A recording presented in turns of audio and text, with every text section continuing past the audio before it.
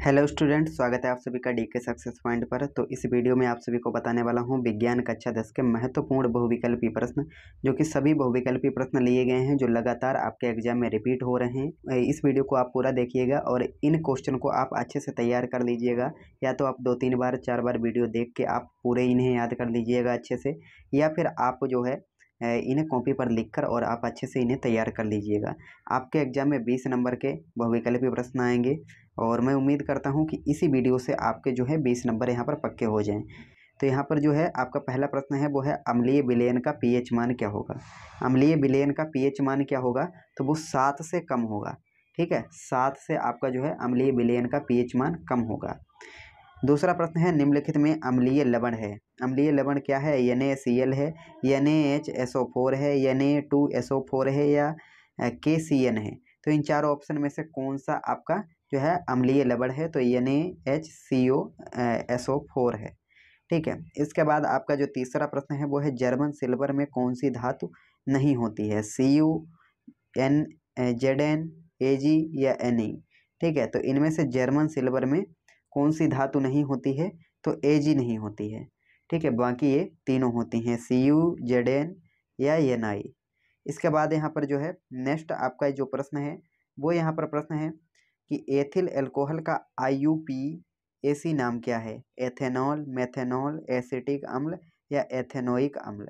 इन चार ऑप्शन में से आपको बताना है कि जो है एथिल अल्कोहल का IUPAC नाम क्या है? तो वो एथेनॉल है। ठीक है, इसके बाद यहाँ पर बात करते हैं कि जो इसका नेक्स्ट प्रश्न है वो यहाँ पर प्रश्न है प्रोपेन का रासायनिक सूत्र क्या है? प्रोपेन का रासायनिक सूत्र CH4 है, C3H8 है, या C4H10 है, या C2H8 है। तो यहाँ पर क्या है? तो प्रोपेन का रासायनिक सूत्र क्या है? तो यहाँ पर हो जाएगा C3H8। ये प्रोपेन का रासायनिक सूत्र है। इसके बाद यहाँ पर जो आपका नेक्स्ट अर्थात 5वां नंबर प्रश्न है वो यहाँ पर है निम्नलिखित में से अम्लीय ऑक्साइड है Al2C, Al2O3, K2O, MgO या P2O5। इनमें से निम्नलिखित में से अम्लीय ऑक्साइड कौन सा है? तो इस चार ऑप्शन में से आपको बताना है। तो P2O5 ये अम्लीय ऑक्साइड है। इसके बाद यहाँ पर नेक्स्ट आपका जो प्रश्न है वो यहाँ पर है 6वां नंबर, निम्न तत्वों में किसकी विद्युत ऋणात्मकता सबसे कम है? Na, Mg, Al या Si। तो इनमें से बताना है कि सबसे कम विद्युत ऋणात्मकता किसकी है। तो इन 6वें नंबर जो प्रश्न है इसका आंसर हो जाएगा Na। ठीक है, 7वां नंबर जो आपका प्रश्न है मनुष्य में लार ग्रंथियों की संख्या होती है 1 जोड़ी, 2 जोड़ी, 3 जोड़ी या 4 जोड़ी। इनमें से मनुष्य में लार ग्रंथियों की संख्या कितनी होती है? तो 1 जोड़ी मनुष्य में लार ग्रंथियों की संख्या होती है। अब 8वां प्रश्न है पादप निम्नलिखित प्रक्रम द्वारा वायु को शुद्ध करते हैं? बाष्पोत्सर्जन द्वारा, प्रकाश संश्लेषण द्वारा, श्वसन द्वारा या प्रजनन द्वारा। पादप निम्नलिखित प्रक्रम द्वारा वायु को शुद्ध करते हैं। तो इन चार प्रक्रियाओं में किसके द्वारा? तो यहाँ पर जो 8वां नंबर जो आपका प्रश्न है उसमें हो जाएगा श्वसन द्वारा। ठीक है, इसके बाद जो आपका यहाँ पर जो नेक्स्ट प्रश्न है वो यहाँ पर हो जाएगा आपका अग्नाशयी रस किसके पाचन में सहायक होता है? अग्नाशयी रस किसके पाचन में सहायक होता है? प्रोटीन, प्रोटीन एवं वसा, प्रोटीन एवं कार्बोहाइड्रेट, प्रोटीन, कार्बोहाइड्रेट एवं वसा। तो इनमें से चार ऑप्शन में से आपको बताना है कि किसके पाचन में ये सहायक होता है। तो तीनों के पाचन में सहायक होता है, प्रोटीन, कार्बोहाइड्रेट और वसा, तीनों के पाचन में। 10वां नंबर प्रश्न है केवल नर में पाई जाने वाली ग्रंथि है? प्रोस्टेट, जठर, पेरिनियल या पैनक्रियास। तो इनमें से कौन सी केवल नर में पाई जाती है? 10वां नंबर यहाँ पर ये प्रश्न है। तो ये है पेरिनियल। ये केवल नर में पाई जाने वाली ग्रंथि है। इसके बाद यहाँ पर जो नेक्स्ट आपका प्रश्न है 11 नंबर प्रश्न है कैल्शियम तथा फास्फोरस के उपपाच्य के नियंत्रण हेतु हार्मोन स्त्रावित होता है? तो यहाँ पर ये चार ऑप्शन दिए गए हैं, पैराथायराइड, थायराइड, या पिट्यूटरी या अग्नाशय।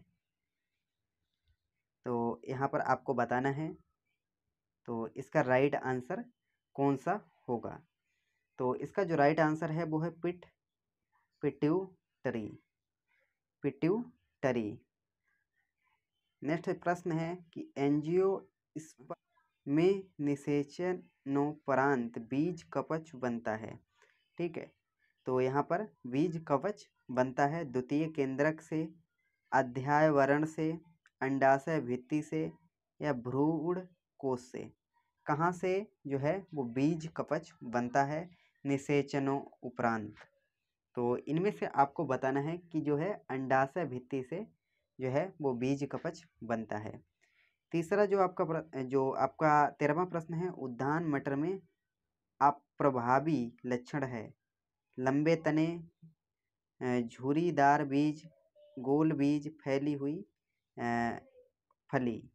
तो इनमें से जो है अप्रभावी लक्षण है तो इसमें 13वें नंबर प्रश्न में हो जाएगा बी, झुर्रीदार बीज।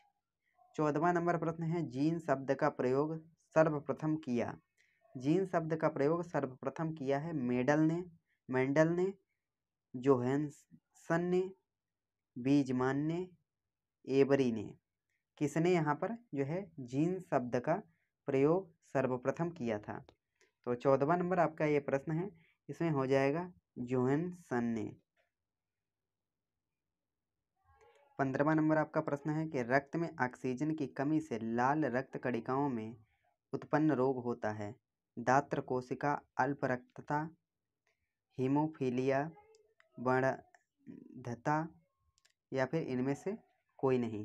तो इसका राइट आंसर क्या हो जाएगा। इसका राइट आंसर हो जाएगा दात्र कोशिका अल्प रक्तता।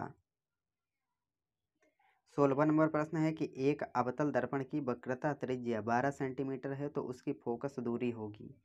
ठीक है, तो उसकी फोकस दूरी 12 सेंटीमीटर होगी या फिर प्लस 6 सेंटीमीटर होगी, माइनस 24 सेंटीमीटर होगी या माइनस 6 सेंटीमीटर होगी। तो यहाँ पर इसका राइट आंसर क्या होगा। तो इसका राइट आंसर हो जाएगा माइनस 6 सेंटीमीटर। इसके बाद जो है दो माध्यमों के सीमा पृष्ठ पर एक प्रकाश किरण लंबवत आपतित होती है तो अपवर्तन कोण होगा 0 अंश, 45 अंश या जो है 60 अंश या फिर जो है वो 90 अंश। तो यहाँ पर कितने डिग्री का कोण यहाँ पर जो है वो बनेगा दो माध्यमों के बीच सीमा पृष्ठ पर। तो इसका राइट आंसर हो जाएगा 0 डिग्री का यहाँ पर कोण बनेगा। इसके बाद जो इसका नेक्स्ट प्रश्न है, यदि वायु के सापेक्ष कांच का अपवर्तनांक 3/2 हो तो कांच के सापेक्ष वायु का अपवर्तनांक होगा 1/3, 1/2, 2/3 या फिर 3/4। इसका राइट आंसर हो जाएगा 2/3। इसके बाद जो इसका नेक्स्ट जो इसका प्रश्न है वो है 19वां नंबर, दूरदृष्टि दोष से पीड़ित व्यक्ति अपने चश्मे में प्रयुक्त कराता है अवतल लेंस, अवतल दर्पण, उत्तल लेंस, उत्तल दर्पण। तो यहाँ पर क्या अपने चश्मे में वो प्रयुक्त कराएगा या लगवाएगा। तो उत्तल लेंस लगवाएगा दूर दृष्टि से पीड़ित व्यक्ति।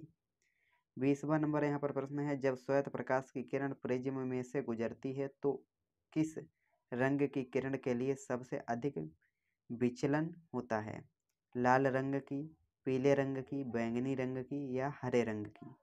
तो यहाँ पर इसका राइट जो आंसर है वो हो जाएगा बैंगनी रंग की।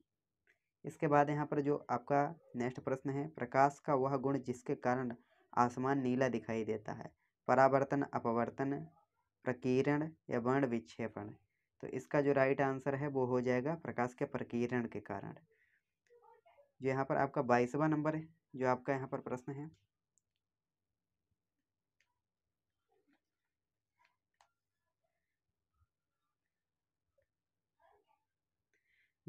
आपका जो यहाँ पर प्रश्न है कि एम्पियर सेकेंड मात्रक है विद्युत ऊर्जा का, विभव का, आवेश का या विद्युत धारा का। तो यहाँ पर आपको राइट आंसर हो जाएगा आवेश का। 23वां नंबर प्रश्न है, एक प्रोटॉन पर विद्युत आवेश की मात्रा होती है 1.0 × 10⁻⁻19 कूलम, 6.25 × 10⁻⁻ 10⁻19 कूलाम, 1.6 गुणे 10⁻19 कूलाम या 1.6 गुणे 10⁻−19 कूलाम। तो इनमें से इसका राइट आंसर कौन सा होगा? तो इसका राइट आंसर हो जाएगा 1.6 गुणे 10⁻−19 कूलाम। इसके बाद 24 नंबर प्रश्न है, प्रतिरोध का मात्रक है एम्पियर, वोल्ट, ओम या कूलाम। तो इनमें से कौन सा जो है वो प्रतिरोध का मात्रक है? तो ओम है, ओम प्रतिरोध का मात्रक है। इसके बाद 25वां नंबर प्रश्न है कि डायनमो उत्पन्न करता है। तो डायनमो क्या उत्पन्न करता है? आवेश, विद्युत वाहक बल, विद्युत क्षेत्र या चुंबकीय क्षेत्र। तो डायनमो क्या उत्पन्न करता है? तो वो विद्युत वाहक बल उत्पन्न करता है। इसके बाद जो है 26वां नंबर प्रश्न है, निम्नलिखित में से कौन जैव मात्रा ऊर्जा स्रोत का उदाहरण नहीं है? तो वो है लकड़ी, गोबर गैस, नाभिकीय गैस या कोयला। तो वो हो जाएगा नाभिकीय गैस। 27 नंबर यहाँ पर प्रश्न है, वो है सूर्य से प्राप्त प्रकाश से हरे पौधे कार्बनिक भोजन बनाते हैं, इसलिए इन्हें कहते हैं उत्पादक, उपभोक्ता, अपघटक या इनमें से कोई नहीं। तो जो इसका राइट आंसर हो जाएगा वो हो जाएगा उत्पादक। नेक्स्ट प्रश्न है कि एक खाद्य स्तर के अगले खाद्य स्तर पर स्थानांतरित होने वाली ऊर्जा होती है 16%, 10%, 75% या फिर 90%। तो वो है 10%।